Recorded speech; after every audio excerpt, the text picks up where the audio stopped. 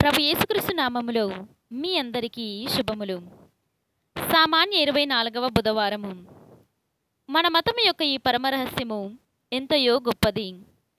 మొదటి పట్టణము పునీత పౌలు గారు తిమోతికి రాసిన మొదటి లేఖ 3వ అధ్యాయము 14వ వచనము నుండి 16వ వచనం వరకు. నేను ఈ ఉత్తరమును వ్రాయుచు నిన్ను త్వరలో వచ్చి చేరగలనని ఆశించుచున్నాను.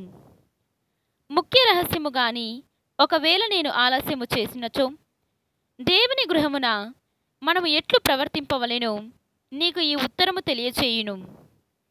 సత్యమునకు మూలస్తంభము పునాదియునగు సజీవ దేవుని శ్రీసభయే ఈ గృహము.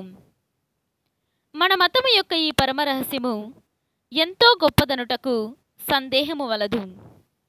ఆయన మానవ రూపమున ప్రత్యక్షమై ఆత్మచే నిర్దోషిగా ప్రదర్శింపబడి దేవదూతలచే చూడబడిను. ఆయన అన్యజాతులలో ప్రకటింపబడి ప్రపంచములో విశ్వసింపబడి మహిమతో పైకి కొనిపోబడిను. ఇది ప్రభువు వాక్కు. సర్వేశ్వరునికి వందనములు. భక్తి కీర్తన. ప్రభువు కార్యములు ఎంత మహత్తరమైనవి. ఈనాటి సువిశేషము పునీత లూకా గారు వ్రాసిన సువిశేషము 7వ అధ్యాయము 31వ వచనము నుండి 35వ వచనము వరకు. ఈ తరము వారిని నేను ఎవరితో పోల్చుదును? వారెవరిని పోలి ఉందురు? వారు అంగడి వీధులలో కూర్చుండియున్న పిల్లల వలె ఉన్నారు. వారు ఒకరినొకరు పిలుచుకొనుచు, మేము మీ కొరకు వాద్యములు మ్రోయించితిమి, కాని మీరు నాట్యమాడరైతిరి. మేము విలపించితిమి, కాని మీరు ఏడవరైతిరి అని అనుచుందురు.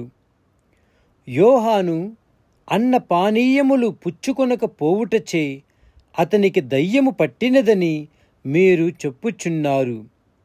మనుష్య కుమారుడు అన్న పానీయములను పుచ్చుకొనినచో ఆయన భోజన ప్రియుడు, మద్యపానరతుడు, సుంకరులకు పాపాత్ములకు మిత్రుడు అని చెప్పుచున్నారు. జ్ఞానము దానిని స్వీకరించు వారి వలన నిరూపింపబడుచున్నది అని యేసు పలికెను. ఇది క్రీస్తు సువిశేషము. క్రీస్తువా మీకు స్తుతి కలుగునుగాక.